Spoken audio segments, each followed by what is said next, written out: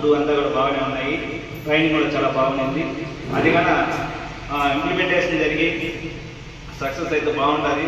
అలాగనే ఈ పిల్లలకి కూడా మేము ఇక్కడ ఏం నేర్పించాము, ఎంత మండలంలో ఎంతమంది పిల్లలు ఉన్నారు, ఏ కేటగిరీ పిల్లలు ఉన్నారు, ఈ పిల్లలకి ఎటువంటి అన్ని ఫెసిలిటీస్ అందుతున్నాయి అనేది కూడా డేటా మొత్తం కూడా అక్కడ ఇక్కడ మన గున్నూరు మండలం డేటా కూడా ఎస్పీడీ ఆఫీసర్ ఎస్పీడీ సార్ కూడా చూడగలరు అన్నమాట.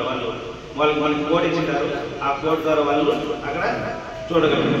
మేము ఈ పిల్లలకి ఏం నేర్పించినాము అనేది కూడా ప్రతి ఒక్కరు కూడా ఆ ట్యాబ్లోనే చూడొచ్చు మేము అని చెప్పారు మాకు. అలా అది ఇంకా ఇంకొకసారి మళ్ళీ ఒకసారి ట్రైనింగ్ ఉండొచ్చాము.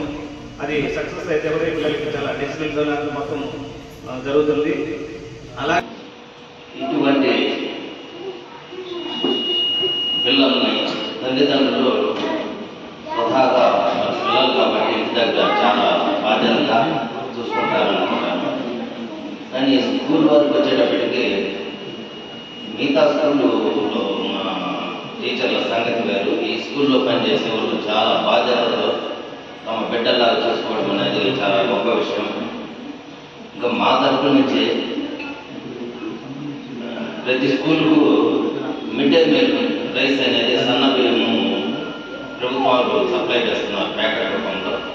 ఆ స్కూల్ రైస్ వస్తున్నాయి మేడం, వస్తున్నాయి, రెగ్యులర్గా వస్తున్నాయి, భోజనాలు వస్తాయి.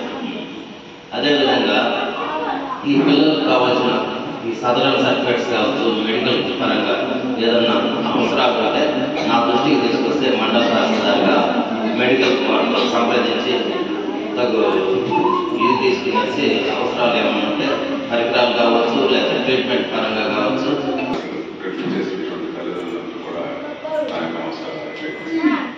మనం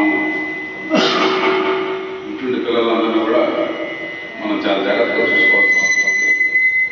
ముఖ్యంగా మనం ఏం చేస్తామంటే నేను గమనించిన వాటిలో ఎక్కువ ఒక స్టేజ్ వరకు వాళ్ళకి 10 సంవత్సరాలు వచ్చే వరకు వాళ్ళు చూస్తున్నారు.